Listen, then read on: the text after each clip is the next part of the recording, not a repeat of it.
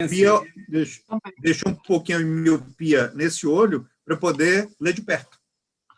Eu também fiz o mesmo. Vamos lá, então? Vamos lá. Eu gostaria de desejar a todas e a todos que nos acompanham uma boa tarde, uma boa noite. Sejam bem-vindos ao evento de mobilização do Fórum Social Mundial, Justiça e Democracia. Aqui me acompanham neste que vai ser um mosaico do trabalho, o doutor Marcos Barberino, juiz do trabalho, diretor de Cidadania e Direitos Humanos da Ana Matra, o doutor Sandro Namias Melo, também juiz do trabalho do TRT da 11ª Região e presidente da Amatra 11, e ainda a desembargadora Sayonara Grillo, do TRT da 1ª Região, professora que é mestre e doutora em Direito. Estou, acho que, muito bem acompanhada para esse que será um diálogo, uma conversa entre nós, que preferimos chamar disso, de um mosaico do trabalho, em razão da composição de falas diferentes, mas que convergem numa análise crítica do que hoje é o mercado de trabalho do Brasil, os desafios para a proteção jurídica de trabalhadoras e trabalhadores e, claro, o indicativo daquilo que nos espera para o futuro. Eu sou Noêmia Porto, presidente da Associação Nacional dos Magistrados da Justiça do Trabalho, a Ana Matra, uma entidade que congrega quase 4.000 magistradas e magistrados do trabalho em todo o Brasil, em todas as unidades da federação e em todos os níveis da carreira. Sou juíza do trabalho no TRT da 10ª Região, mestre e doutora também em Direito, Estado e Constituição pela Universidade de Brasília. E começo falando de parcerias. Começo falando do passado, começo pensando o presente, começo indicando o futuro. Falo de parcerias porque exatamente no dia 27 de março de 2020, quando a expressão pandemia ainda estava entrando no nosso vocabulário cotidiano, exatamente em 27 de março de 2020, eu e o doutor Marcos Barberino, que me acompanha nesse mosaico do trabalho, escrevemos juntos e à distância um texto que foi publicado no Estadão. Esse texto tinha o seguinte título: A pandemia devolveu a possibilidade de o Estado voltar a servir a sociedade. Nós estamos agora há mais de um ano desse evento, ou seja, dessa publicação, dessas reflexões que nós fizemos entre a pandemia e a possibilidade que ela apresentava ao Estado brasileiro, para que ele, então, voltasse a servir a sociedade. E eu queria falar desse texto, para mostrar se há tanta distância assim entre o que nós dialogamos com a sociedade pela imprensa há um ano atrás, aquilo que nós estamos vivenciando agora, em abril de 2021, e talvez aquilo que está no horizonte de possibilidades para o período pós-pandemia. Dizíamos nós, eu e o doutor Marcos Barberino, que o dilema sobre o papel do Estado quando se trata do compromisso com direitos sociais, neles inclusos os direitos trabalhistas, e, claro, direitos trabalhistas como expressão de cidadania, nunca foi tão pertinente, eu diria tão latente, tão exposto na pele de cada um de nós, como nos tempos atuais. Tempos extravagantes, tempos extraordinários, tempos do imprevisível. Naquela ocasião, já tinha há 7 dias a publicação do então decreto legislativo número 6. Esse decreto que, no dia 20 de março de 2020, reconheceu o estado de calamidade pública e, em razão desse reconhecimento, instituiu comissão mista do Congresso Nacional com o objetivo descrito no decreto de acompanhar a situação fiscal e a execução orçamentária e financeira das medidas relacionadas à emergência de saúde pública de importância internacional relacionada ao coronavírus, a doença Covid-19. Mais de um ano depois, quando imaginávamos lá em março de 2020 que talvez o horizonte de imprevisibilidade seria talvez de 3 meses, 6 meses, 9 meses. Um ano depois, essa crise se apresenta para nós como mais grave, como mais dolorida, como adensada. E uma crise que não é apenas uma crise sanitária, é também uma crise que provoca o agravamento de outras crises que já eram pré-existentes. Crises do mercado de trabalho, crises relacionadas à política brasileira, crises sociais. Em tempos de crise, já que é essa expressão que eu utilizei repetidas vezes, a sensibilidade presente em alguns temas estão colocados e recolocados para o debate público da magistratura, do sistema de justiça e da sociedade brasileira. Temas como o direito à vida e à saúde, talvez um dos temas que mais se tem falado, previsto nos artigos 5º e 6º da Constituição da República. A garantia do salário mínimo e a irredutibilidade de salários, artigo 7º, inciso 4º e 6 da Constituição da República. Salário e irredutibilidade, essenciais à manutenção da vida dos trabalhadores e das suas famílias. Irredutibilidade salarial, que de exceção parece ter sido se traduzir numa regra do mercado de trabalho no Brasil. A preferência por políticas de emprego e não apenas por quaisquer postos de trabalho, em razão daquilo que prevê o artigo 170, inciso 8º da Constituição da República. E o que nós temos hoje? Uma crise do emprego. Emprego concebido como emprego decente, como emprego digno. Para ser decente e para ser digno, o emprego precisa observar o tripé mencionado pela ordem internacional, que é o tripé da proteção jurídica, da prevalência de condições ambientais salubres e o desenvolvimento em condições de igualdade.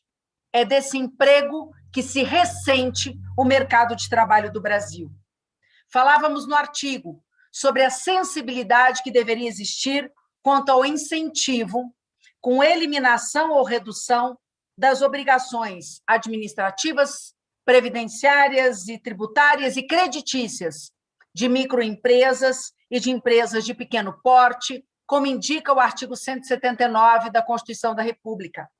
Falávamos na manutenção dos serviços públicos como um direito das cidadãs e dos cidadãos, exatamente como preconiza o artigo 37 e os subsequentes da Constituição da República. Eu acrescentaria agora, em abril de 2021, mais um primado, o do diálogo social como fundamental para o resgate da democracia brasileira e do adensamento legítimo das soluções que fossem construídas em momentos de crise. Esse diálogo social desprestigiado, que faltou e que não retoma a cena brasileira. Diálogo social que não existe enquanto não forem valorizadas as entidades sindicais, as entidades coletivas, as entidades representativas de trabalhadores e trabalhadoras. Depois do famoso decreto legislativo da pandemia, houve uma sucessão de medidas provisórias trabalhistas no ano 2020 e agora, retomadas em 2021, mais ou menos no mesmo esquema e no mesmo modelo, e que, mais uma vez, não tornam a negociação coletiva parte da solução dos problemas. Não torna a negociação coletiva obrigatória, permite e reafirma a possibilidade de negociações individuais dentro de relações que são assimétricas do mercado de trabalho.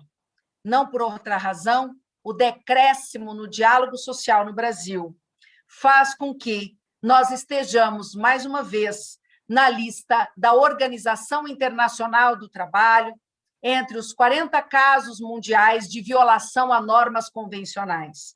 Mais uma vez, o Brasil aparece como aquele que não cumpre a Convenção número 98 da Organização Internacional do Trabalho. E não se trata apenas, isso já seria grave, não se trata apenas da denúncia dos sindicatos e das centrais sindicais de trabalhadores no Brasil. É mais do que isso. O Brasil está na lista da OIT por consenso estabelecido entre entidades sindicais de outros países. Exatamente porque a representação sindical de outros países, de trabalhadores de fora do Brasil, percebem que a recorrência a esse tipo de prática no âmbito nacional representam, no âmbito internacional, uma espécie de dumping, e que o Brasil insiste com essa formatação. Essas questões, elas são reveladoras de que a legitimidade da atuação estatal depende do respeito aos primados da Constituição da República, uma Constituição que vale e deve valer também nos tempos de crise. Uma Constituição que só faz sentido, só tem sentido, se ela atuar como um garante dos direitos fundamentais. Bem, com todos os problemas históricos e, como diria meu amigo Barberino, estruturais, que reconhecemos na trajetória do Estado brasileiro, era, em março de 2020, revigorante naquele momento ver a sociedade brasileira homenagear durante a noite os profissionais da área de saúde. Eu não sei se nós temos mais essas homenagens em abril de 2021. Nós somos uma sociedade de luto. E exatamente por estarmos em luto, parece que nós não conseguimos mais homenagear ninguém. Mas mesmo sem conseguir homenagear, está em cada brasileiro e cada brasileira o sentimento da essencialidade da profissão desses profissionais de saúde, da atividade que eles desempenham. E esse olhar para esse segmento, para os profissionais de saúde, mostram exatamente que estejamos, nesse momento, rememorando que, precisamente, são os seres humanos, é o trabalho humano que é fundamental para a superação de momentos de crise. Por isso que falar de trabalho é falar não apenas da centralidade dele, o trabalho, mas é também falar da centralidade humana. É importante ressaltar que nunca se imaginou que não fossem necessários estímulos econômicos aos setores empresariais brasileiros. Os estímulos econômicos eram e são absolutamente necessários.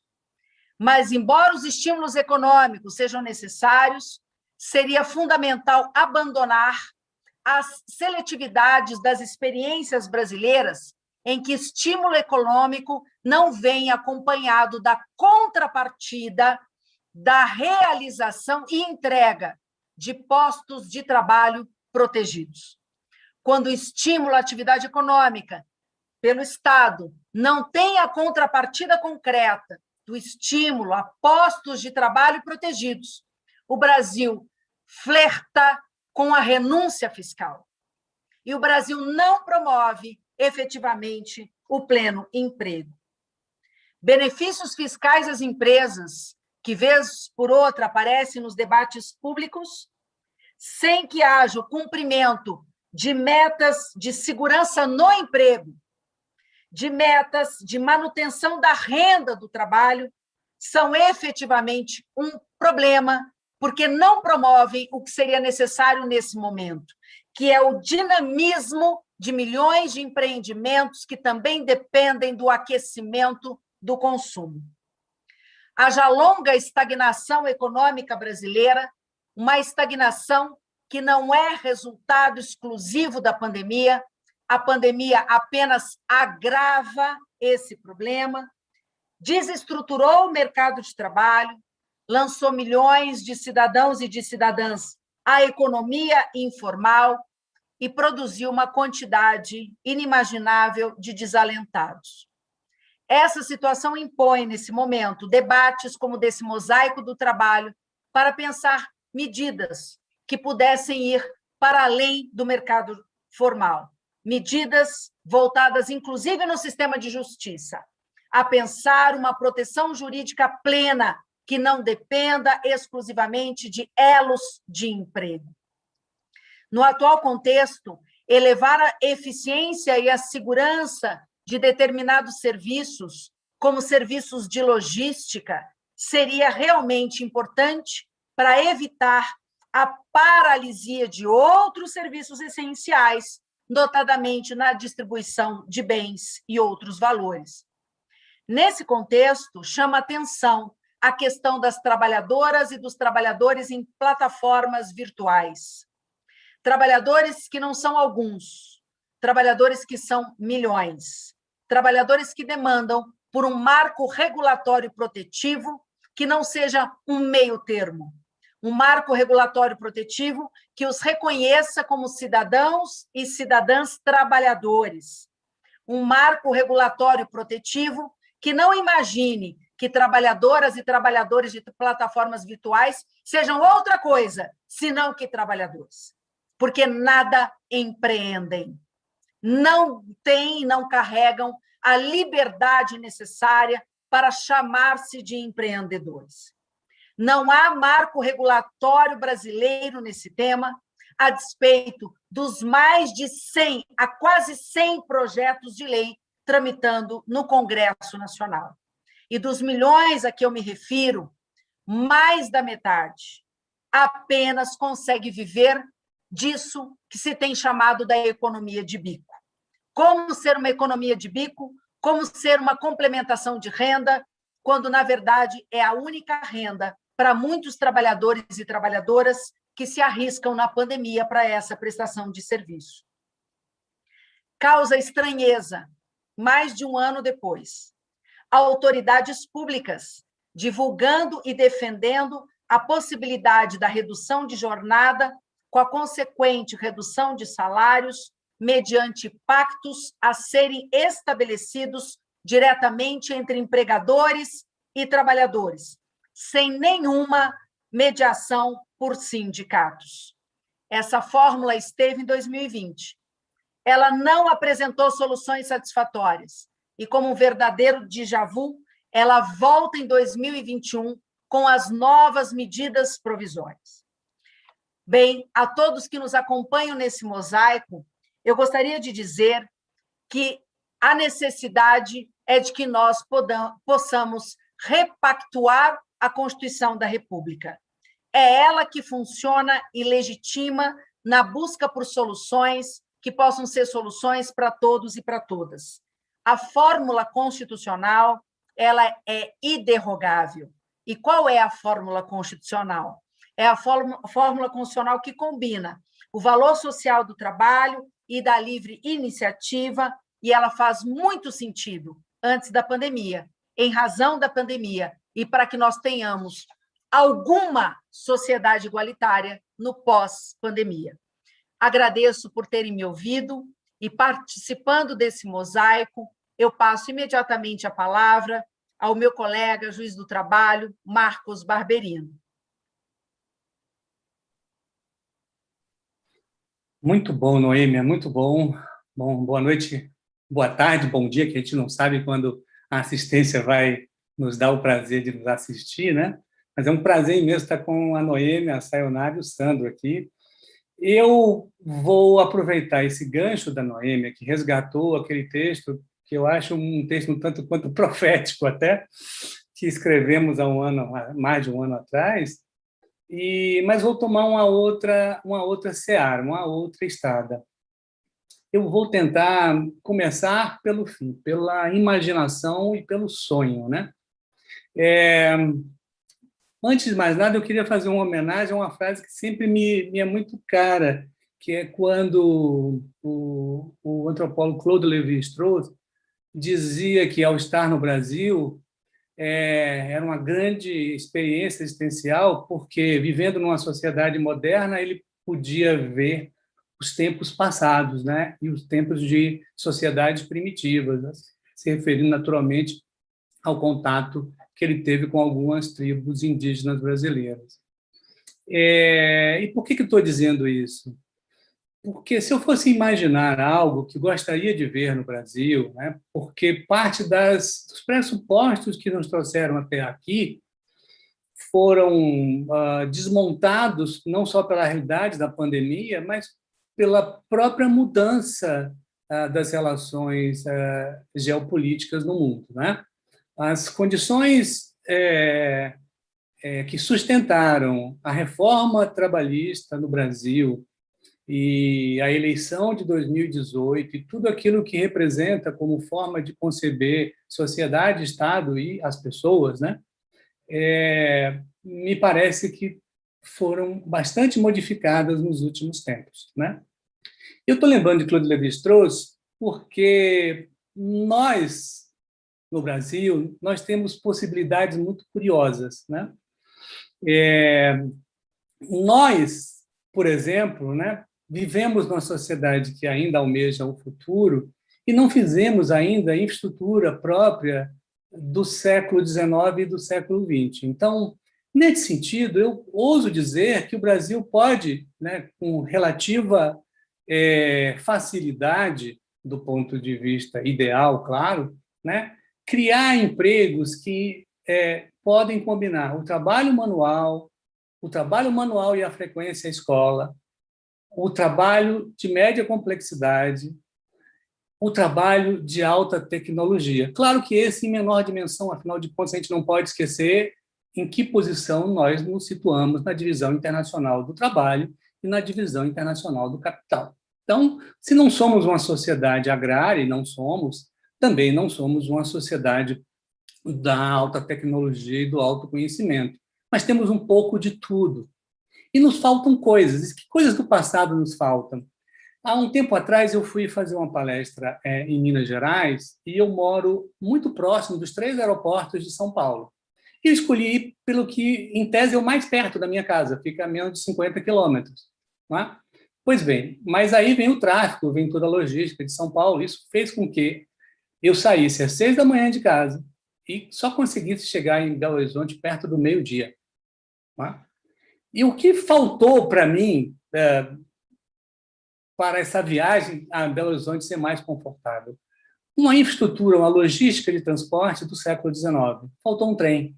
Né? Se eu tivesse tomado um trem na minha casa ou no estado de São, ou na Estação da Luz de São Paulo e ido até a Estação Central de Belo Horizonte, provavelmente eu teria trabalhado no trem, eu teria me preparado melhor para falar à plateia, à assistência, né? E teria me estressado menos em ter trocado de modal pelo menos umas 4 vezes num espaço de 5 horas.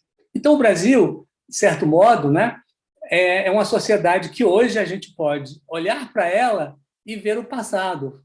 Olha, falta linha férrea, falta infraestrutura de logística e, portanto, é possível gerar atividade capitalista e gerar empregos estáveis, empregos no Brasil de boa qualidade. É possível, e a pandemia demonstrou isso. Nós estaríamos numa posição ainda mais terrível se não tivéssemos para ofertar aos brasileiros, desde Roraima até a fronteira com o Uruguai, o Sistema Único de Saúde.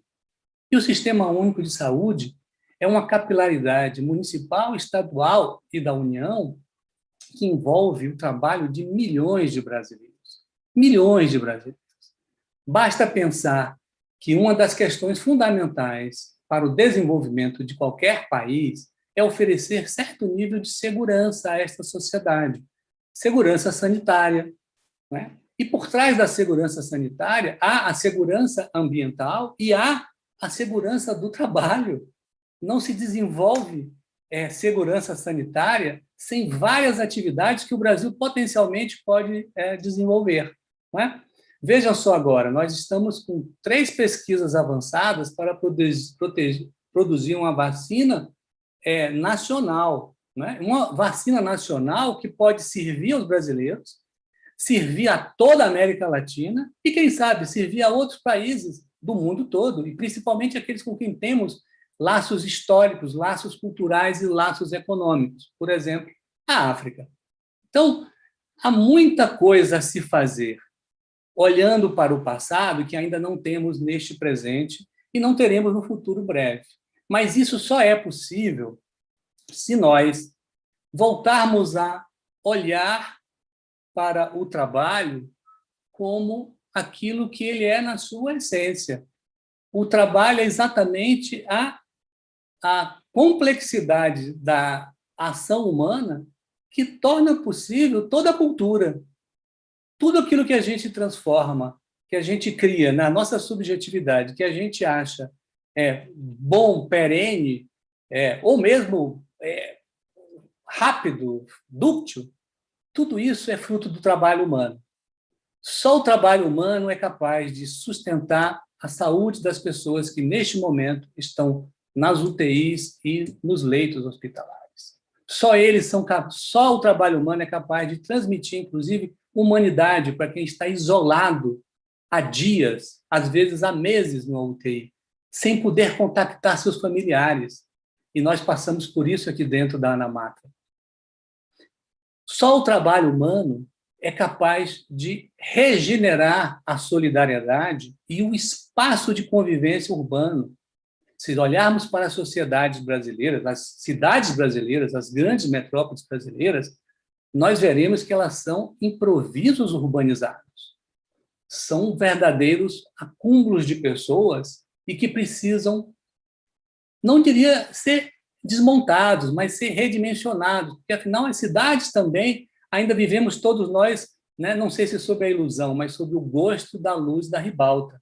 E a luz da ribalta ainda está nas cidades. Mas as cidades podem ser menores, elas podem ter outra dimensão, e elas podem, inclusive, ter uma outra convivência com valores que outros países já desenvolveram, que talvez seja até a nossa saída estratégica de desenvolvimento social, econômico e de relação com os demais países. Eu não vou me lembrar aqui do nome de muitos rios, mas imaginemos o que é possível fazer em termos de atividade econômica se nós recuperarmos os rios que correm nas cidades brasileiras. Há nisso atividade econômica a se desenvolver e emprego de qualidade a se desenvolver. Pensei aqui na minha longínqua Bahia, né, já que estou em São Paulo, o que será que a gente poderia fazer do ponto de vista econômico se recuperassem rios que são essencialmente baianos?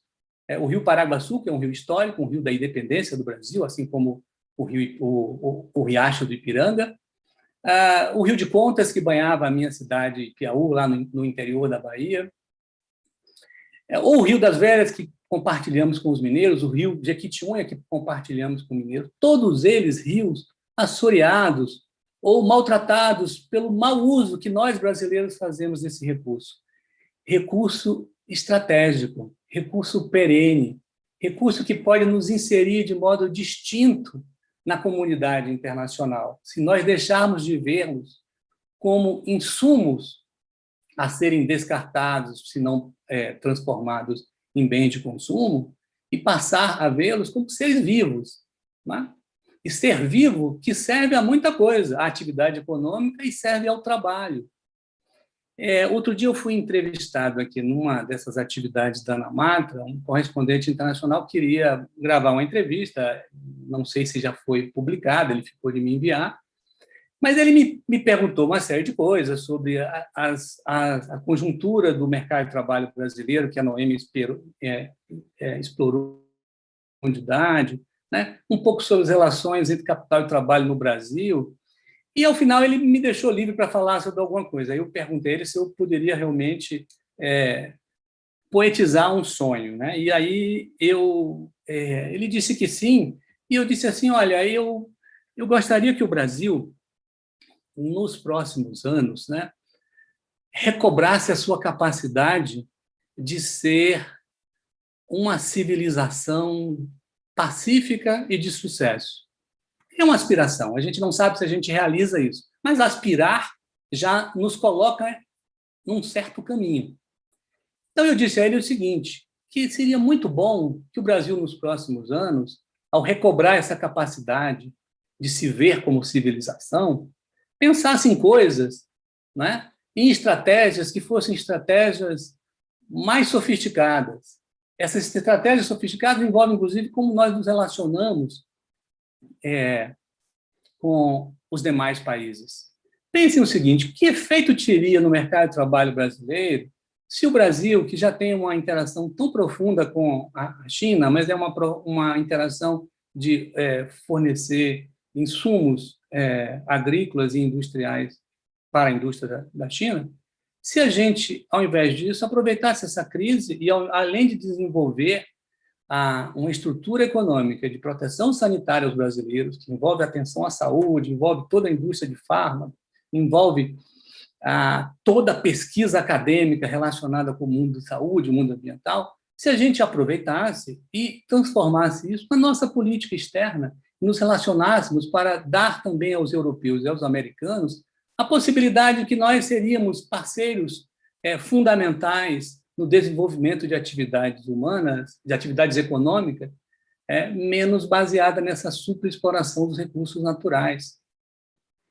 E que efeito que teria se a gente, então, criasse um grande programa de revalorização dos rios brasileiros, de todos eles, de todos os estados, que atividade econômica a gente produziria com mais atenção à saúde, já que a questão do esgotamento sanitário e da fornecimento de água é fundamental para cuidar da saúde dos brasileiros. Que efeito que isso teria sobre o mercado de trabalho? Não é? E, se a gente olhasse para as unidades de conservação brasileiras, das mais restritas às mais abertas, e olhasse para elas como, em verdade, grandes criadores de conhecimento e de atividade econômica sustentável, e ao invés de montar estratégias, mais uma vez, de extração de recursos, inclusive criando algo que eu acho que o Sandro talvez sinta um pouco isso às vezes, a sensação do Amazônia, de que a Amazônia é tratada por nós, brasileiros, do centro e do sul do país, como uma colônia a ser explorada nos seus recursos naturais, sem desenvolver suas potencialidades econômicas e ambientais. E se esses parques nacionais todos se transformassem em unidades ligadas às universidades brasileiras, públicas e privadas, e recebessem recursos para conservar, já que há desmatamento nelas, e produzir conhecimento, e pesquisar fármacos. Então, eu transmiti isto ao jornalista, não é? Porque me parece, a despeito de ser talvez um sonho romântico de um juiz já com certa idade aqui do interior de São Paulo, mas me parece uma coisa muito, muito próxima do que o texto constitucional prescreveu para o nosso desenvolvimento. Um desenvolvimento pacífico, uma nação que não odeia, um país que não beligera, um país que busca integrar pessoas, inclusive os seus povos internos, que têm tradições culturais e históricas tão distintas. E o que isso tem a ver com o mercado de trabalho? Bom, tudo a ver, porque trabalho é tudo aquilo que a gente faz para interagir e modificar, de certo modo, a natureza, de preferência conservando. Trabalho é isso. Trabalho não é só a relação utilitarista entre capital e trabalho num sistema industrial. O trabalho, efetivamente, é aquilo que dá as condições de sustentabilidade da convivência de milhares de pessoas que estão, de milhões de pessoas que estão vivendo em interação. Não é possível pensar a vida humana sem a essência e a dignidade do trabalho.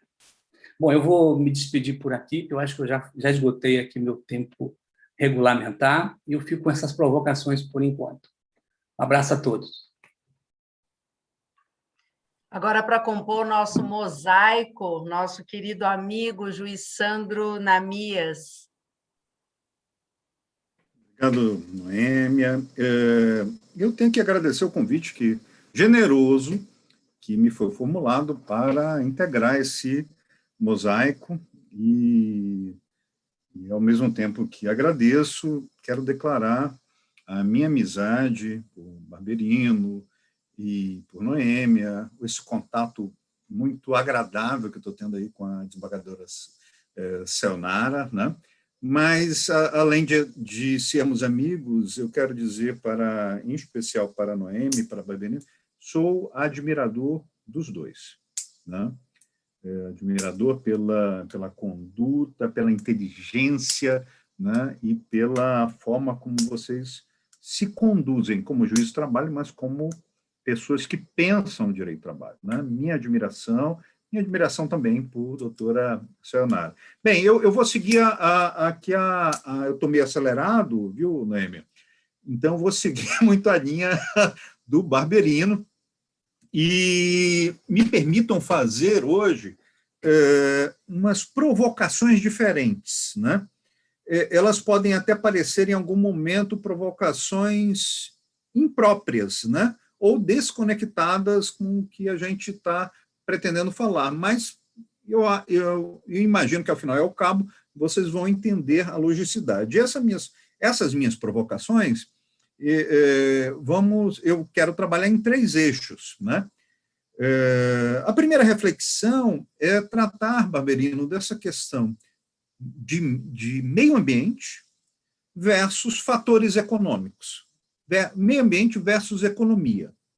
Segunda considera, já que a gente está falando de meio ambiente, fazer um paralelo entre os valores históricos do direito do trabalho e do direito ambiental.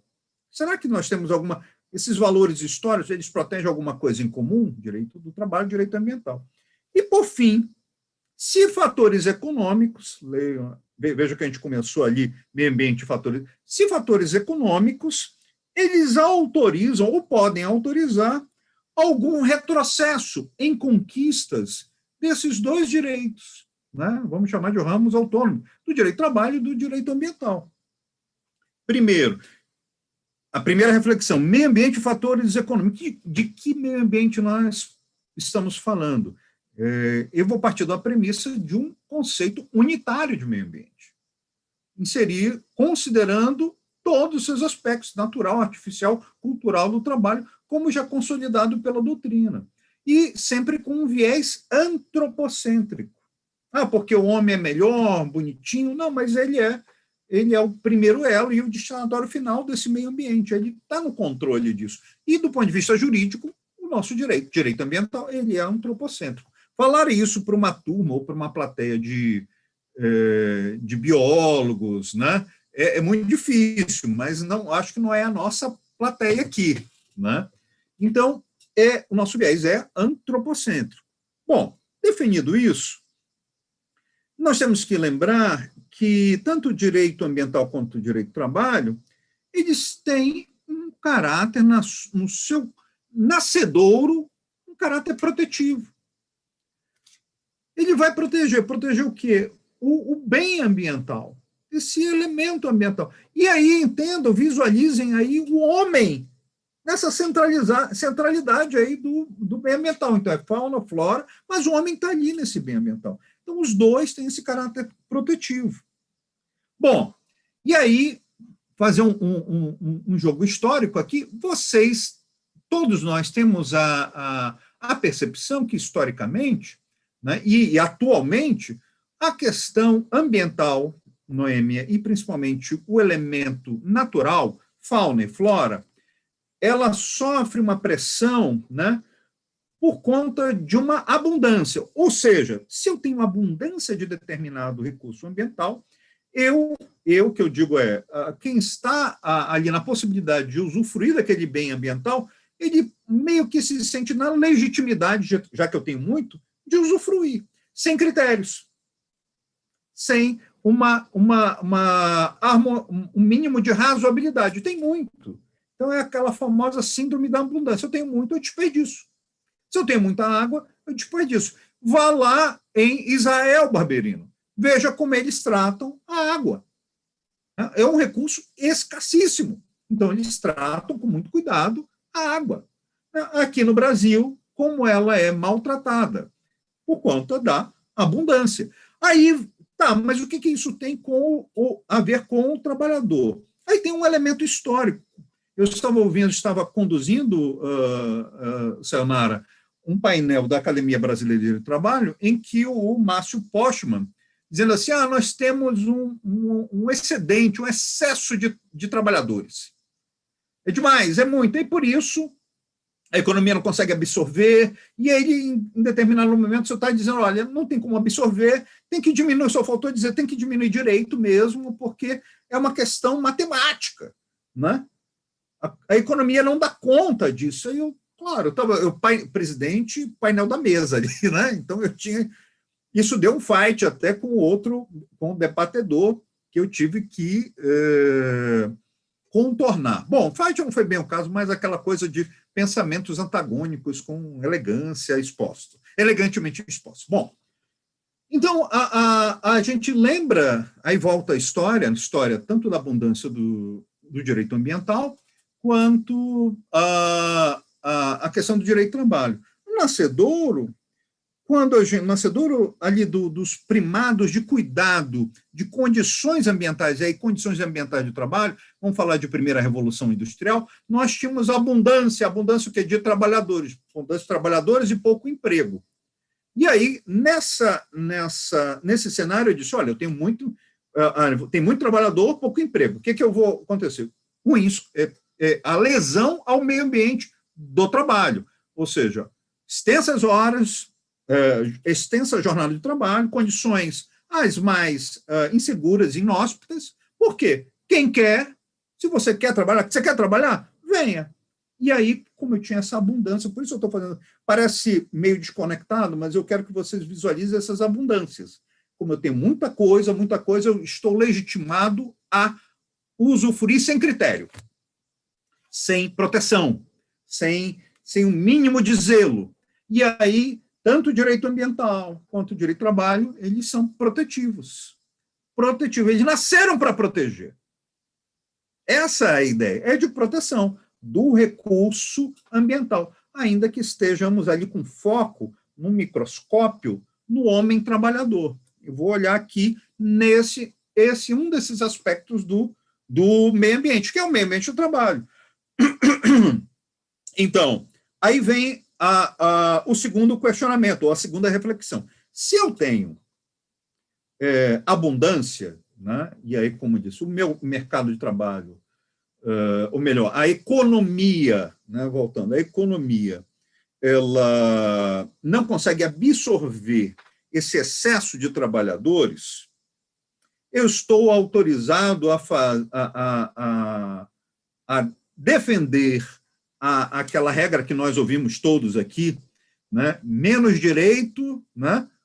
Mais trabalho, para você ter mais trabalho. Só teremos muitos direitos, pouco trabalho. Todos nós ouvimos isso em rede nacional por parte de pessoas responsáveis, né, pelo nosso país. Então, tem muito direito, isso desde a reforma trabalhista, né? Mais recentemente pela reforma trabalhista. E aí, a pergunta, Noemi, é dizendo, será que nós vamos ter sempre que enfrentar o que eu chamo de síndrome do de volta para o futuro? Outra síndrome, a segunda, né? Tem a da abundância do de volta para o futuro. Baberino, tu te lembra do filme? De volta para o futuro? Né? O que acontecia com o protagonista? O protagonista ele era jogado para o passado. E ele lutava para voltar para o futuro, que era o presente dele. E o filme desenrolava assim, o passado é ruim, ele tem condições, não é agradável para mim, eu quero voltar para o presente. A reforma trabalhista, Lei 13.467, ela implementou um de volta ao futuro. Porque até então a CLT estava muito boa assim, ela estabelecia uma proteção mínima de condições de trabalho ao trabalhador brasileiro. Aí, de um dia para o outro, ele é remetido ao passado, próximo da Revolução Industrial, Sayonara, em que gestantes podem trabalhar em ambiente insalubre. Extensas jornadas, né? Você tem que negociar diretamente com o seu contratante. Eu disse, vem cá, mas isso não era lá do passado? Mas agora a gente foi jogado lá para o passado. E precisamos de uma máquina do tempo, que eu só posso atribuir essa máquina à Constituição Federal. A Constituição é a máquina do tempo para nos trazer para o presente, que é o futuro ali desse trabalhador que foi jogado no passado. E então, essa síndrome de volta ao futuro sempre aparece, a luzinha sempre acesa, né, desse perigo, quando nós estamos numa situação, vamos chamar de abundância. abundância de trabalho, abundância de recursos. Então, hoje, o governo federal quer passar boiadas. Eu não estou usando, não estou criando, estou repetindo uma expressão. Boiada contra a matriz ambiental, dizendo, olha, nós temos muito. Os países ricos já usaram isso aí. Então, chegou a nossa hora de usar. Vamos passar a boiada. Não, os países ricos têm na cabeça, têm legislação mais restritiva em direitos do trabalho. E eles crescem mais por isso. Vamos passar a boiada e restringir direitos. Então, o excesso, aí para chegar na minha última reflexão, será que o excesso nos autoriza retrocesso, o excesso ou abundância de recursos, ou pior, ou melhor, né, voltando ao elemento econômico, fatores econômicos autorizam, e aí excesso, fatores econômicos. Eu estou precisando de mais recursos naturais, aí eu uso fauna e flora sem critério, porque eu estou desesperado por um fator econômico, e nem faz essa quantia, que hoje isso tem um elemento, uma disciplina, que eu até dou aula sobre isso, sobre valorização econômica do recurso ambiental. A floresta, o Barberino sabe disso, a floresta em pé vale muito mais do que ela derrubada. É conta de ignorante. A matriz ambiental ali, ela bem explorada, ela vale economicamente muito mais. Mas aí eu pego, só exploro a madeira. Bioma, tudo que cerca, né? Bom, isso aí é para outro dia, porque senão me irrito, aí vou falando só esse lado ambiental. Mas,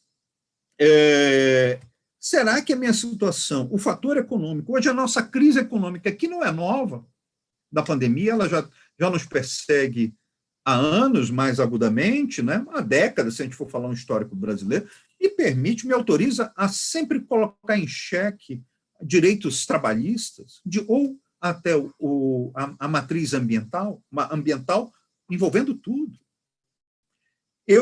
Me permitam dizer que, do ponto de vista geral, eu sempre estarei, né, atento à máquina do tempo salvadora, que é a Constituição Federal. Não vejo como não seja possível vedar esse retrocesso social através da nossa máquina do tempo, que é a Constituição Federal. Né? Ou, se não quiser, Pacto São José da Costa Rica. Ponto. Né? Mas, além disso, precisamos da questão do direito do trabalho, dos direitos trabalhistas, né? De um outro fiel da balança, que tem sido a grande diferença, apesar da grande mídia não nos olhar. Não vou dizer que é uma outra máquina do tempo, mas é uma máquina impeditiva de volta ao passado, que tem sido assim, que é a Justiça do Trabalho. Não esqueçamos que a Justiça do Trabalho tem feito toda a diferença nessas tentativas de implementar retrocesso social. Então, a minha fala é rápida, só isso, era mais uma provocação. Agradeço, né, de coração o convite. Desculpe se eu não estou muito, como eu disse, eu estou acelerado, eu estou a 3 eventos, um atrás do outro, né? E às vezes a cabeça, o tico e teco não bate. Um beijo grande, né, para você, Noêmia, para Marcos e para a Sayonara. Bem, eu acho que para deixar esse nosso mosaico até mais colorido em termos de falas, a nossa querida Sayonara Grilo agora. E eu gostaria de iniciar agradecendo muitíssimo o convite da Ana Matra, na pessoa de minha querida presidente, Noêmia Porto, do meu querido Marcos Barberino, diretor de cultura, e a possibilidade de estar aqui com vocês e de estarmos não nesta mesa, mas nesse quadrilátero ou mosaico com o Dr. Sandro. Até o tema era água, e aqui tive que me retirar um pouco, porque a água cai nos céus do Rio de Janeiro, de onde falo agora, e fui ali fechar a minha janela. Mas tive a ideia, a partir desse tema da água, que remete à vida, né? Algo que nós precisamos nesse tempo de muita morte, muito luto. Nesse Fórum Social Mundial e nesse momento de mobilização, né, em que a temática central do evento é justiça e democracia, eu tenho que dar, então, o meu alô para todos aqueles que nos assistem, saudando a Ana Matra por colocar a questão do trabalho no coração, né, desse tema, porque entendo que sem trabalho, trabalho digno, decente, de qualidade, não há que se falar em justiça e democracia. Me parece que este é um tema central e que deve ser um tema central também da pauta do Fórum Social Mundial. Mosaico, belíssimo a ideia de se pensar no mosaico do trabalho, porque são recortes sobrepostos, e essa ideia de recortes sobrepostos, mais do que uma forma de arte, né? E os mosaicos bizantinos eram exatamente fonte de instrução, fonte de guia. Os mosaicos nos permitem, né, sobrepor pluralidades e modos de ver, né, a realidade de formas diferentes. Daí porque, neste mosaico belíssimo de falas, pensei em fazer um fechamento a partir dessa precarização estrutural do mercado de trabalho brasileiro, pensando como elas se relacionam com políticas de austeridade que foram adotadas em momentos anteriores à própria pandemia, mas que, para nossa surpresa, e não tanta surpresa assim, porque conhecemos a realidade, né, e os atores que estão na cena pública brasileira, infelizmente, é nosso país, na contramão de outros tantos que adotam políticas específicas, mais keynesianas, mais de intervenção, mais de proteção, para minorar os efeitos e consequências nefastas e sociais das necessárias políticas de distanciamento por conta do coronavírus. Aqui nós rumamos, né, numa contramão de outros países e estamos numa pandemia que não é apenas do coronavírus, mas é uma pandemia da desproteção social, uma pandemia de autoritarismo, uma endemia, digamos assim, né, porque é local, né, de políticas de austeridade, neoliberalismo, na contramão, me parece, do que seria adequado, né? E que agrava. Todas essas políticas agravam a crise sanitária e humanitária que nós estamos vivendo. Então, retomo o importante diagnóstico feito pela nossa presidenta, Noêmia, quando fala de uma crise, porque nós estamos aqui com o agravamento de uma crise sanitária, um agravamento de uma crise humanitária em nosso país, que produz efeitos deletérios sobre o futuro do trabalho, mas mais do que o futuro do trabalho, sobre o nosso futuro como sociedade e como nação. Daí porque, nessa semana do 1º de maio, quando nós não podemos mais, nós não estamos numa época histórica em que, infelizmente, o 1º de maio é comemorado, né, a partir de construções, de instituições, direitos de proteção do trabalho, mas o último biênio, o 1º de maio, tem se caracterizado como momentos simbólicos de desconstrução de tudo aquilo que nós construímos para desmercantilizar o trabalho. Penso nessa minha fala em fazer 2 momentos rapidamente. O primeiro é de diagnóstico, e aí eu peço licença ao velho Gramsci para fazer ali o ceticismo desse diagnóstico. E, num segundo momento, trazer um pouco um otimismo, não do diagnóstico, mas um otimismo da ação. E, nesse primeiro momento de diagnóstico e de pessimismo, e de ceticismo, na verdade, não um pessimismo, mas um realismo, é a percepção do que extrai dessa nossa realidade do trabalho como um desvalor, como é visto por parte da sociedade, mais particularmente das elites brasileiras. Infelizmente, o que nós temos visto é um desvalor de cuidado com a importância do trabalho, da importância real do trabalho humano. O trabalho humano só é valorizado na medida em que ele se realiza como atividade essencial para a fruição, mas, efetivamente, ele é desvalorizado em seus direitos e da dignidade também de quem trabalha. Estamos em tempos históricos, nesse início do século XXI, e já que ambos os colegas também falaram de futuro, pensei naquela música que cantava que o futuro não é mais como era antigamente, mas, mais do que isso, o futuro, hoje, o século XXI, já não é mais como pensávamos que seria evoluído antigamente. Nós temos aí um século XXI com trabalho tratado de uma forma desprezada, como foi antes da construção do direito do trabalho no século XX. E me parece que esse diagnóstico reside em quatro questões fundamentais. A primeira, sobre a estrutura do capitalismo. Temos aí o capitalismo de plataformas, que cresce nessa pandemia, um capitalismo de vigilância, como preferem outros afirmar, né?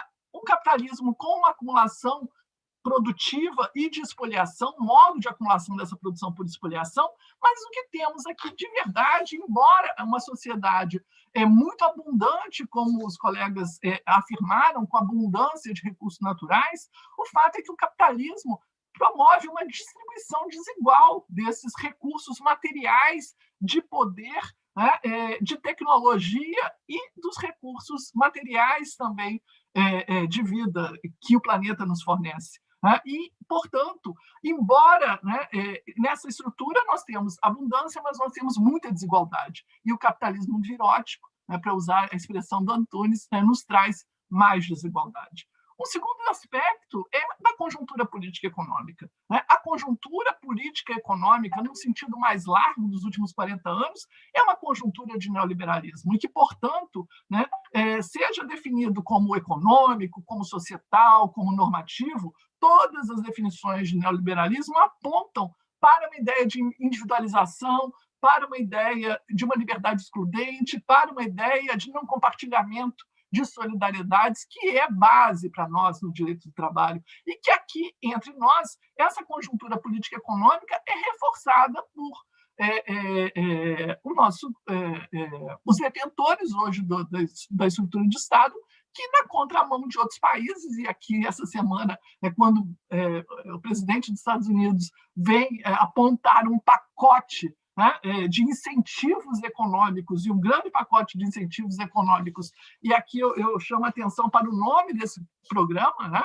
Enfim, é um programa para as famílias, né? As famílias, então, lá não são elementos discursivos de legitimação da intolerância, né, mas são destinatárias concretas de políticas públicas de direitos do trabalho, como licenças médicas, creche universal, licenças médicas, né, destinando $1,8 trilhão, né, nesses 100 primeiros dias do governo democrata dos Estados Unidos. Nós podemos pensar, né, a diferença entre as políticas econômicas neoliberais que nós estamos adotando aqui e essas políticas mais intervencionistas, tentando, enfim, dar, digamos assim, um freio, né, um giro paradigmático também, né, até nos faz pensar se estamos aí diante, talvez, quem sabe, né, da superação daquilo que foi chamado de consenso de Washington. E aqui, infelizmente, continuamos com políticas muito minguadas, nos quais todos os benefícios assistenciais foram muito dificilmente arrancados pelo Congresso e pelos poderes do Estado. E, em terceiro lugar, uma conjuntura societal. Essa conjuntura societal também tem elementos que são elementos estruturais e conjunturais. Alguns elementos conjunturais dizem respeito ao fato de que estamos infoxicados, dispersivos, com muito estresse, ansiedade. Né? Aquilo que nós estamos acelerados todo o tempo. Né? Estamos acelerados por quê? Porque efetivamente não é possível, né, viver, né, e viver de uma forma com fruição e bem viver, né, com essa quantidade de trabalho em termos de extensão, intensidade, né, e rapidez que se existe e que emerge também desses tempos pandêmicos, mas não apenas desses tempos pandêmicos, né, desses tempos de trabalho remoto. Nós temos uma sociedade em estresse pós-traumático e traumático, no qual o luto, né, não está sendo trabalhado e adequadamente compartilhado, como já nos disse nossa presidente Noêmia Porto. Nós temos uma sociedade fragmentada e isolada de uma fraternidade. Né? Ouvi esta semana em uma live que uma colega nossa encerra dizendo que as igrejas não dobram mais seus sinos. Né? E por que os sinos dobram, né, em cada uma dessas mortes? E, portanto, nós naturalizamos as mortes de tal forma que chegamos a uma semana com 400 mil pessoas falecidas, né, e suas famílias enlutadas somente no nosso país, né, e os sinos das igrejas não dobram. Nós temos uma conjuntura societal, né, de uma sociedade que está, parte dela, muito rancorosa, né? Pensando parte dela, né? Muito fragmentada, isolada e individualizada. E, por outro lado, o fim do auxílio emergencial deixou 48 milhões sem ajuda governamental em dezembro de 2020, 125 milhões de brasileiros, 59,3%, não comeram em quantidade ou qualidade ideais, um estudo que foi produzido recentemente, nesses últimos 2 meses, no Brasil hoje. A extinção dos programas de ajuda às famílias, às pessoas no Brasil, naturaliza algo muito perverso da nossa sociedade, e nos resgata algo que um sociólogo aqui do nosso estado, que faleceu também na pandemia, Machado da Silva, dizia, o Luiz Antônio: nós vivemos uma sociabilidade violenta, numa estrutura autoritária, uma sociedade que foi marcada historicamente pela escravidão e que não deu o seu salto. Não sei se é porque me situo numa cidade que já foi tão maravilhosa, mas que hoje é palco também de tanta violência, que vejo essa sociedade violenta, essa cultura autoritária, como um pouco da raiz de alguns desses problemas que vivenciamos, nos quais naturalizamos a morte. No início de 2020, pensávamos que o direito do trabalho poderia voltar a ser, na contramão das medidas de austeridade anterior, um modo e um meio para garantir salário digno e jornada limitada, ou seja, tornar possível sobreviver. Chegamos ao início de 2021, lembrando que uma das funções básicas para a criação do direito do trabalho foi a preservação dos corpos humanos, porque o objeto obscuro do direito do trabalho não é exatamente a força de trabalho, não é apenas a energia humana, mas sim as pessoas que trabalham, da qual são irredutíveis assim. E, portanto, em um ano, temos mais que defender, além de preservar salário, condição de vida digna, jornada, condição de fruição da existência em família, e existência para além do trabalho, temos que resgatar a função do direito do trabalho mais originária, que é a preservação da própria vida, agora atacada também por um vírus, e por um vírus que chega e que se contamina a todos, inclusive nos locais de trabalho. Eu chego já ao final dessa fala, pensando que, se os tempos atuais nos mostram um diagnóstico cujo realismo é de ceticismo, por outro lado, olhando os momentos precedentes da história do direito do trabalho, penso nessa segunda parte e parte final em encerrar essa minha primeira fala fazendo um chamado a um otimismo. E este otimismo, para além, enfim, da pobreza regulatória do direito do trabalho construído pelo Estado brasileiro, com a MP 1046 de 2021, 1045 de 2021, onde os novos programas, só de novos apenas no nome, porque a insegurança jurídica, o desrespeito às instituições que já haviam não convertido parte das regras da medida provisória 927 de 2017, também a pobreza dessas medidas provisórias que não atacam efetivamente as questões mais centrais relacionadas ao teletrabalho que vivenciamos ao longo deste ano inteiro, em evidente, corroborando a antissindicalidade, também por desprezo à negociação coletiva, por não zelar por exames ocupacionais e de saúde e testes para todos, e não apenas para os trabalhadores na área de saúde, por suspender exigências administrativas em segurança e saúde, apenas acenando né, com que isso não significa uma impossibilidade de descumprimento, este novo programa, de novo, só tem o nome, né, e não resolve os problemas que nós temos, que problemas sérios, societais, econômicos, políticos e pessoais. Chegando ao final, então, dessa minha fala, penso, todavia, que os tempos de hoje são tempos nos quais, se temos abundância de recursos naturais, precisamos encontrar formas institucionais para melhor dividir, melhor compartilhar esses recursos humanos. Não será, né, privatizando a água, e aqui também falo sobre o meu estado, mercantilizando os bens naturais, não será desprezando e não regulamentando a inteligência artificial.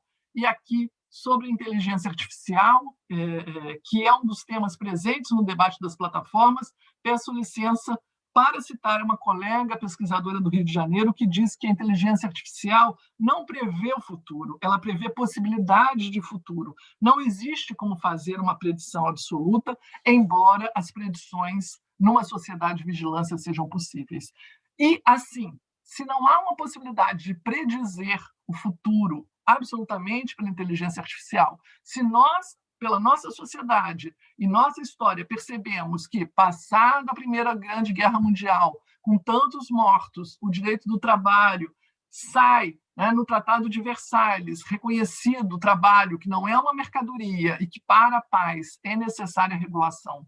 Se saímos da Segunda Grande Guerra Mundial, depois de tanta fome na Europa, né, de tantas mortes, né, de um realismo que até os filmes nos mostram, construindo um novo constitucionalismo amparado na dignidade da pessoa humana, amparado na centralidade, né, da liberdade sindical, né, eu só posso crer, imaginar e esperar que possamos nós reconhecer os erros que nos levam a esse diagnóstico e, como sociedade, né, construirmos uma sociedade de tolerância e não de violência, construirmos uma sociedade de partilha e não de indivíduos, e construirmos um direito que volte a assegurar a nossa possibilidade de ter um futuro mais digno para todos. Se o mundo atual, abre aspas, nos oferece como horizonte imediato o privilégio da servidão, diz Ricardo Antunes, seu combate e seu impedimento efetivo só são possíveis se a humanidade conseguir recuperar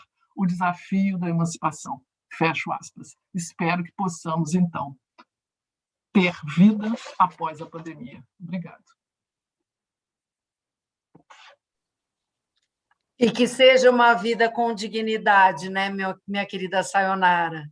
Vejo aqui que, sem dúvida nenhuma, nós completamos um mosaico, mas um mosaico coerente. Um mosaico colorido, mas um mosaico que guardou uma coerência interna de diagnóstico, de análise, bom, e de indicativos para o futuro muito similares. Eu queria dizer, e aí eu vou passar por uma última rodada desse nosso mosaico, né? Uma última rodada breve, de 2 a 3 minutos, mas eu queria dizer, compartilhando das preocupações de Barberino, de Sandro e de Sayonara, que no futuro imediato, então ninguém está falando aqui de um futuro a médio prazo, nem a longo prazo, quem numa pandemia pensa a longo prazo? Então, estou falando de um futuro imediato, né? O futuro de amanhã, o futuro da semana que vem, o futuro do mês que vem. Seria e é imperioso que se canalizassem recursos públicos para um amplo programa de segurança alimentar. Uma sociedade que convive com uma legião de miseráveis, veja, e a miséria, ela está para além da pobreza. A pobreza é um problema, mas a miséria incorpora no vocabulário a possibilidade de morrer de fome. Então, a urgência desse futuro, que é o futuro imediato, é que sejam canalizados recursos públicos e recursos privados também para um amplo programa de segurança alimentar. E pensando ainda nesse futuro, que vai ter que ser o da semana que vem ou do mês que vem, nós precisamos também assegurar renda para os desempregados. E agora estou falando da combinação perversa entre miséria e pobreza.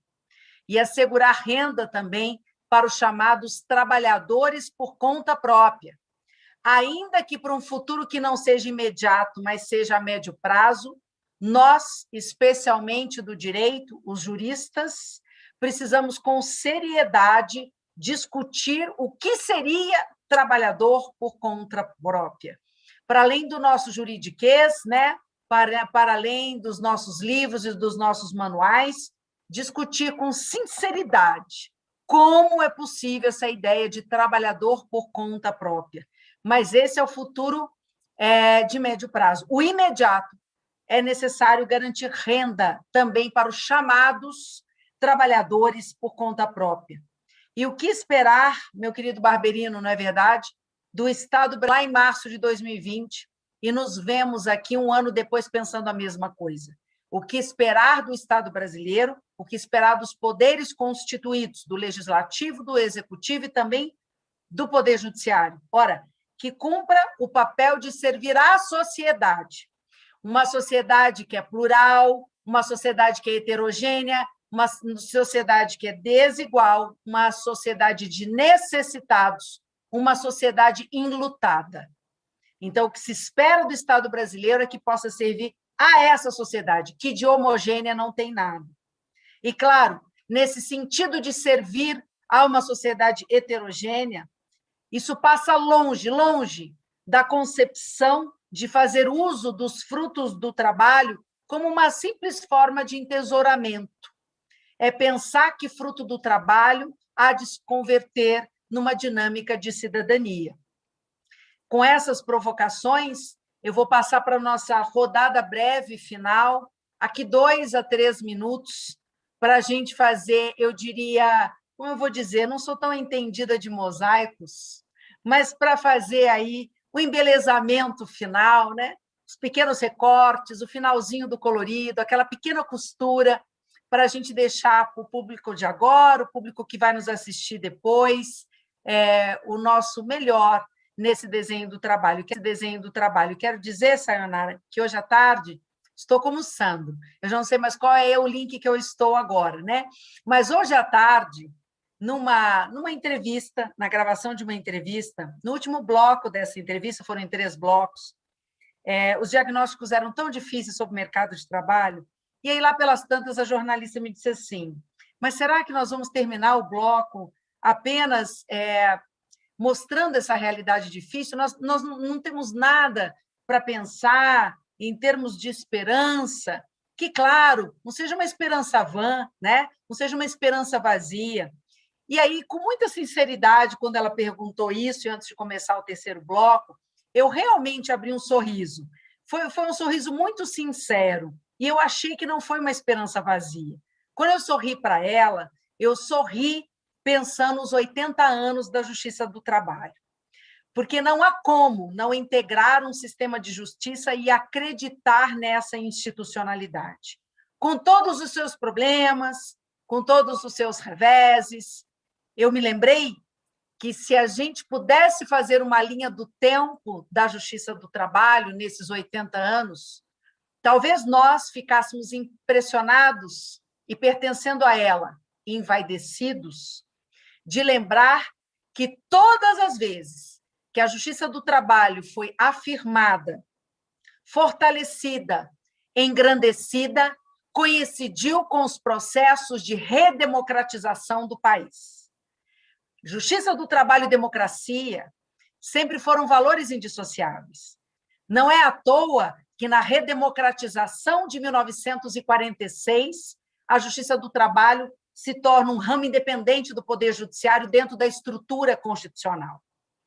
Não é por outra razão que, no outro pulsante processo de redemocratização, em 1988, a Justiça do Trabalho é afirmada na sua estrutura e ela ganha um belíssimo artigo 114 quanto à sua competência.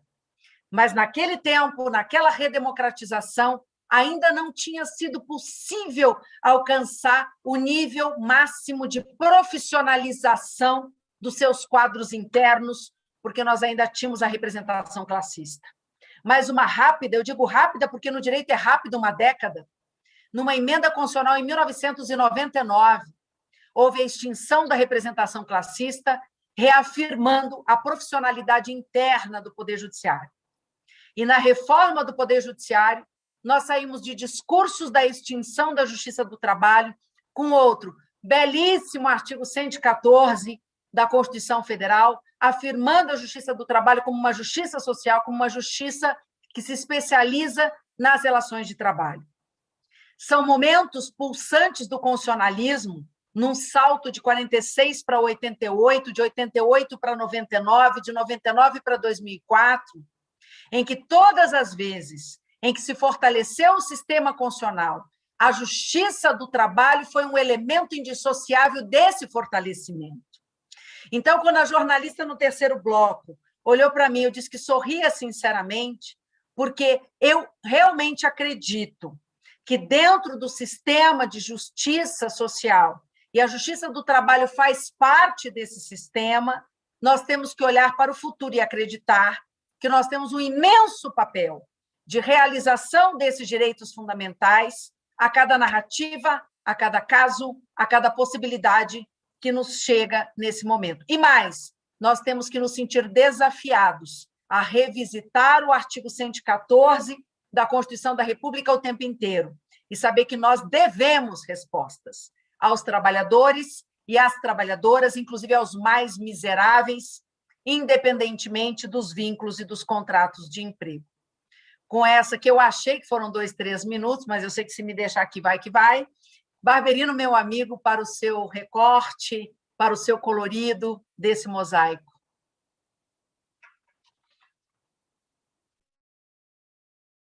Fiquei até emocionado, presidente, com a sua menção à Justiça do Trabalho, né? Realmente me emociona. Eu costumo brincar, dizer, na verdade, com muita seriedade, né, que a Justiça do Trabalho é, em verdade, a única justiça nacional do país. Né? Se existe juiz dos brasileiros, é o juiz do trabalho. Só ele cuida disso que é o grande, né, o grande portal da cidadania ainda hoje, que é o trabalho, né?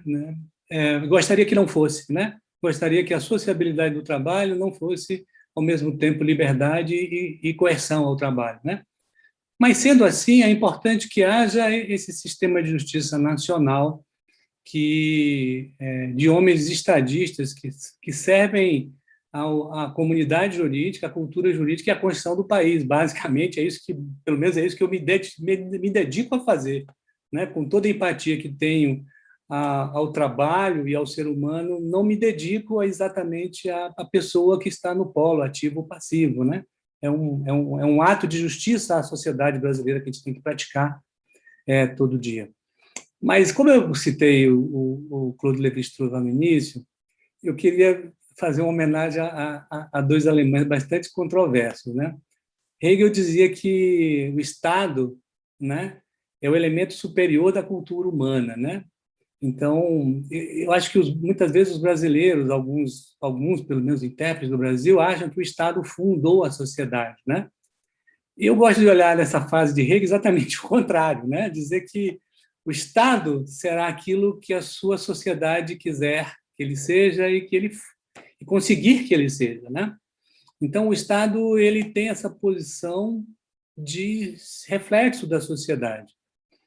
E eu acho que a sociedade brasileira, de certo modo, aspira que o Estado seja mais democrático, seja mais efetivo, né? É claro que são recortes muito difíceis de se fazer classe por classe, né, para que a gente produza uma soma única do Estado, que, afinal de contas, nós vivemos na história e ela é que diz, afinal de contas, o que somos e o que a cultura é. Mas eu queria também lembrar de um outro alemão, porque o Sandro mencionou essa coisa de excesso de trabalho no Brasil, né? E de onde vem isso, né? Não quero aqui, naturalmente, dar nenhuma interpretação ao que o Márcio Postman falou. Mas, olhando para trás, e aquilo que é objeto das minhas reflexões, eu estava lendo agora, estou lendo ainda, né, novamente, Casagrande Senzala, né? É tão bom ler um livro 30 anos depois, parece que você lê um outro livro de outra sociedade. E a gente tem uma partida que é um grande desafio, né? A justiça do trabalho ela não tem só essa relação com a democracia, outras coisas têm relação com a democracia. E o grande problema da desigualdade brasileira e do nosso recorrente déficit a soluções artificiais para resolver problemas de acesso do poder é exatamente porque a gente não distribuiu o primeiro direito que o capitalismo distribuiu nos países centrais, né? Que é o direito à propriedade, né? Nós transformamos uma massa de trabalhadores escravos, né, numa massa de trabalhadores perambulando pela cidade. É daí que vem o excesso de mão de obra. E aí me lembro de um outro alemão, o prussiano Bismarck, ao, né, conseguir consolidar lá os principados alemães, ele diz que o jovem tem que naturalmente ir para 3 instituições para transformar o Reich num grande Reich, né? Para a escola, para o exército e para a fábrica, né? Nós, infelizmente, não mandamos os nossos jovens para a escola, né? E isso foi criando esse mar de desigualdade que a gente vive. Mas esse mar de desigualdade que a gente vive produz soluções também, né? Porque a sociedade brasileira produz elos de solidariedade impressionantes que têm a ver com o trabalho, né? Isso, eu podia falar de qualquer cidade brasileira, mas vou pegar o exemplo de uma grande favela de São Paulo, a favela de Paraisópolis, que, à míngua do funcionamento do Estado, organizou um programa de segurança alimentar a partir de entidades da sociedade civil, né? Distribui máscaras e álcool gel nas ruas de uma comunidade pobre, né? Arranja trabalho, cria formas de trabalho comunitário para que as pessoas tenham renda. Claro que nada disso tem, né, o tamanho, a dimensão, a estrutura e a efetividade que teria uma política de Estado. Mas o fato é que essas pessoas estão dizendo que querem civilização, estão dizendo o que querem de nós, que somos, né, os, digamos assim, de algum modo, os gestores do Estado. A sociedade brasileira, ela aspira a mais democracia, mais direitos, e acho que ela merece isso pela capacidade de resiliência, não é? Manter-se vivo e lúcido e sadio no meio de uma desorganização social como essa que estamos vivendo não é para qualquer povo, né? E acho que isso diz muito da nossa capacidade de resistir.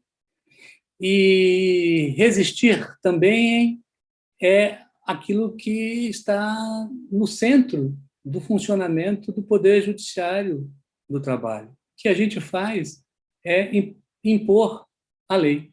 Impor a lei no Brasil, às vezes, nos traz estigmas muito curiosos, né? É muito curioso ver alguém achar que a justiça do trabalho é algo distinto de que um aparelho de Estado que aplica a lei. É muito curioso achar que aqui dentro tem um grupo de pessoas simplesmente, sistematicamente organizadas para transformar a sociedade numa outra coisa que não seja aquilo que está constitucionalmente posto, né? Eu encerro a minha intervenção agora lembrando que uma coisa que é o mosaico não é só o que se parte e o que se fraciona, é também o que se cola, né?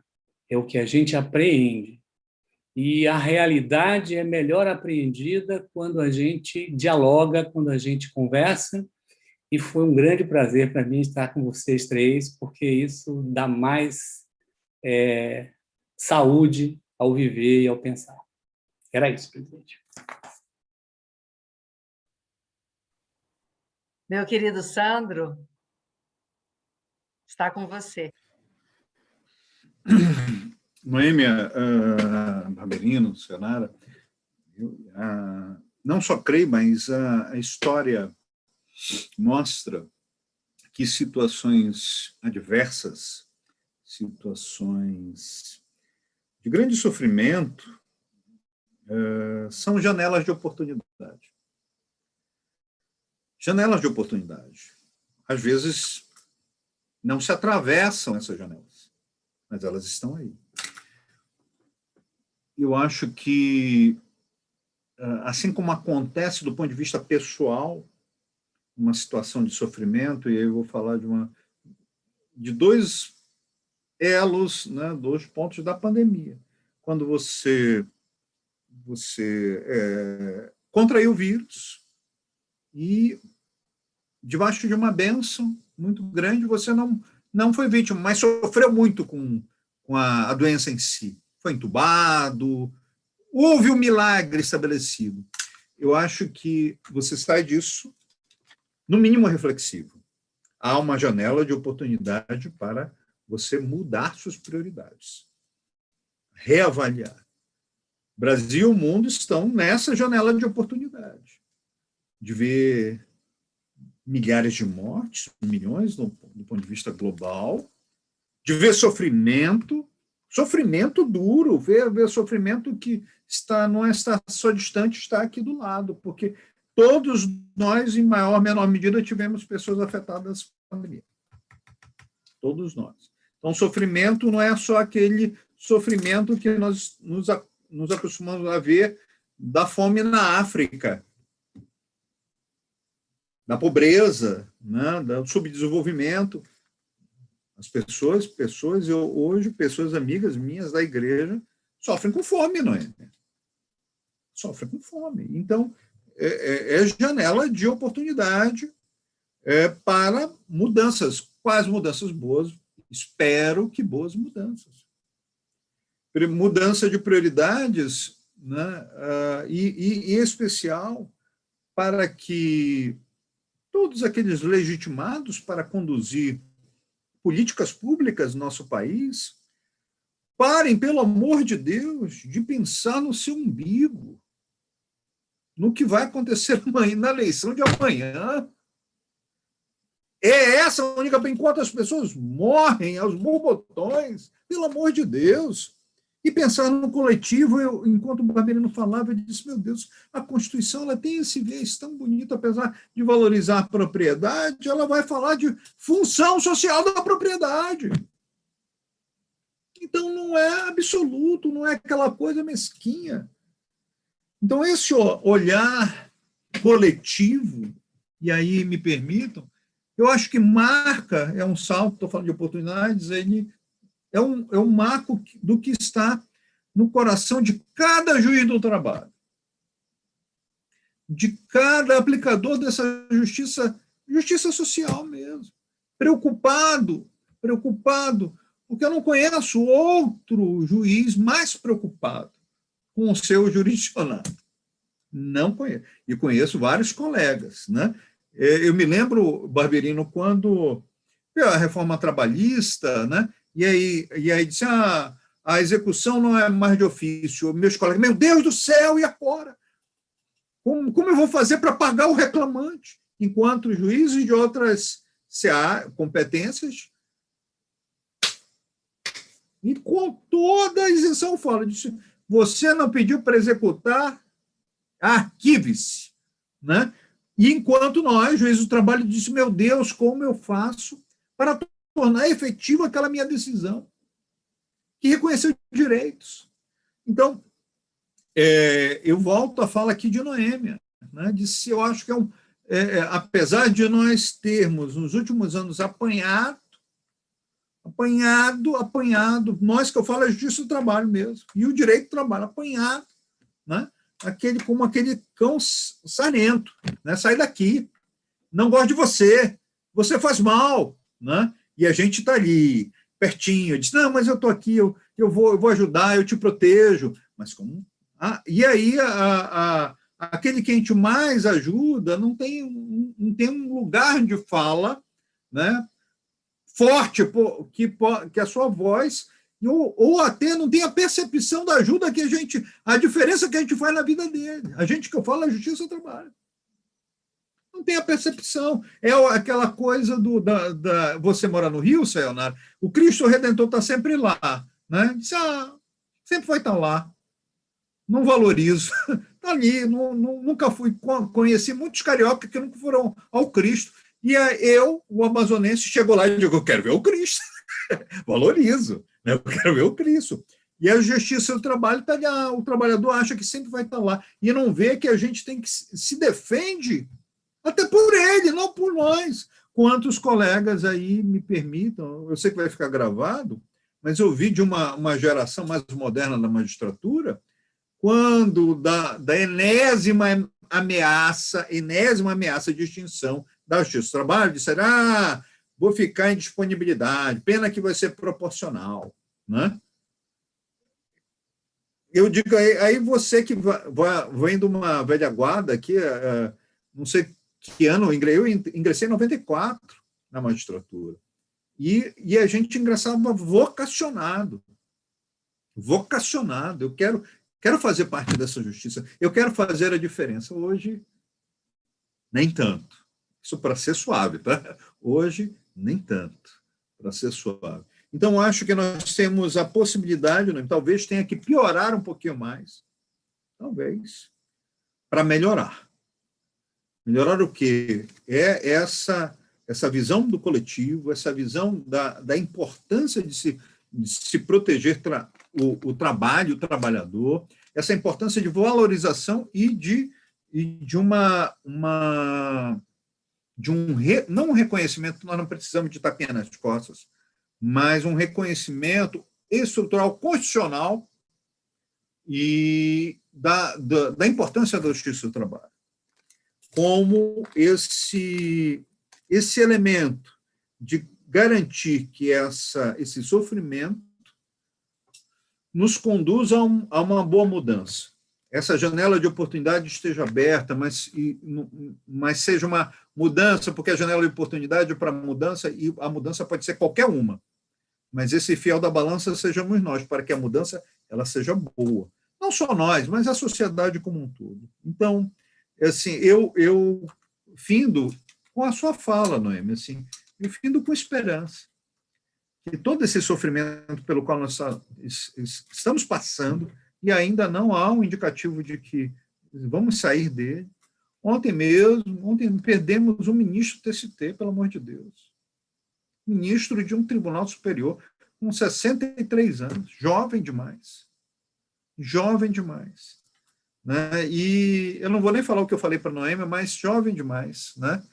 E a dor parece que não para. Meu tribunal já perdeu, a contagem está em 42 servidores, desde o início da pandemia, entre nativos e inativos. Esse início de ano, a contagem está em 17, ativa. Então, será que a gente vai seguir um caminho de banalização dessa dor toda? Eu acho que não, é impossível. Né? Essa dor ela tem que servir como janela de oportunidade. E que, assim como foram nesses momentos de afirmação, de reafirmação da democracia, a justiça do trabalho saia fortalecida. Eu vou tentar forçar um sorriso aqui, que nem a Noemi é Deus sincero, eu estou forçando, né? Mas essa é a minha esperança. Obrigado. Agora, nossa queridíssima Sayonara, para trazer aí a sua contribuição para o nosso arremate do mosaico. Eu queria só agradecer. Queria agradecer ao Sandro por nos trazer essa clareza, né, de que a dor também nos faz humanos, e de que como as pessoas da sua igreja, da nossa, de todas as sociedades estão com fome e precisam de ajuda, e lembrar também esse luto pelo qual a Justiça do Trabalho está passando. A Justiça do Trabalho perdeu também terceirizados, pessoas que trabalham com vínculo terceirizado, pessoas que trabalham com vínculo direto, sejam eles servidores e magistrados. Eu gostaria de agradecer ao Marcos Barberino por ter me convidado aqui para estar com vocês compartilhando, né, essa associação que tanto tem feito pela defesa da justiça do trabalho. E, com isso, agradecer também à presidente Noêmia por trazer exatamente a centralidade nesse Fórum Social Mundial, nesse mosaico do trabalho, da importância da justiça do trabalho. Gostaria de dizer que, ao meu ver, os nossos detratores, e ao falar os nossos detratores, me refiro aos detratores da justiça do trabalho, sejam eles internos ou externos, falam mais sobre eles do que sobre nós. Falam mais sobre eles do que falam sobre nós. O futuro é agora, presidente Noêmia. E o futuro é agora exatamente porque as pessoas hoje pedem para que a justiça do trabalho esteja aberta, para que ela faça suas audiências, para que ela esteja com uma mão e uma mesa, né, para o entendimento de todos os jurisdicionados. Porque numa sociedade onde não há espaço público institucional fora do judiciário para o diálogo, é a justiça do trabalho que tem a oportunidade de, numa mesa redonda, chamar todas as partes dessa relação para se verem, para se ouvirem, né? E por isso o juiz do trabalho é o juiz da audiência, porque é exatamente a ideia da audiência, da escuta. E essa escuta é que nos faz possíveis e humanos, que a justiça do trabalho possa se reinventar nesses tempos tão difíceis. Eu falei bastante e pedi que me avisassem quando chegassem a 2 minutos, porque tenho a dificuldade com os tempos curtos das redes sociais e gosto dos tempos longos da conversa mineira, da cozinha e não da plataforma. Mas eu queria destacar que, ao meu ver, um bom juiz do trabalho, apenas para fechar, é aquele juiz que não renuncia ao seu dever de resgatar o direito do trabalho, a Constituição, e interpretar. Porque o juiz que é ideológico é aquele que fica reproduzindo o que está nos outros poderes e renuncia à sua função, que é da exegese, da interpretação, da aplicação, do ordenamento e não da lei. Obrigada. É isso para todos que nos acompanharam nesse momento, na audiência de agora, na audiência de depois, para quem vai ver, né, assistir. Eu quero dizer que a Ana Matra, inscrita aqui nesse Fórum Social Mundial, discutindo justiça e democracia, quis contribuir com esse mosaico sobre o trabalho, nas discussões que falam muito sobre nós. Todos nós somos, na essência, trabalhadores e trabalhadoras que necessitam do trabalho para viver. E aqui, claro, eu estou fazendo uma tradução do nosso querido Ricardo Antunes, com a classe que vive do trabalho. E somos todos nós, trabalhadores e trabalhadoras, que necessitam do trabalho para viver, e a centralidade do trabalho não pode ser uma espoliação, a centralidade do trabalho há de ser uma vida com dignidade. E a justiça do trabalho tem um papel fundamental nisso. Agradeço a todos, a todas, abraço virtualmente os meus amigos Marcos Barberino, Sandro Namias, Sayonara Grilo. Foi uma honra, foi um prazer construir esse mosaico com vocês. Nós vamos encerrar, então, a transmissão, desejando a todos e a todas que fiquem bem e sempre dizendo que, convicção, a gente há de exercitar o até breve. Um beijo.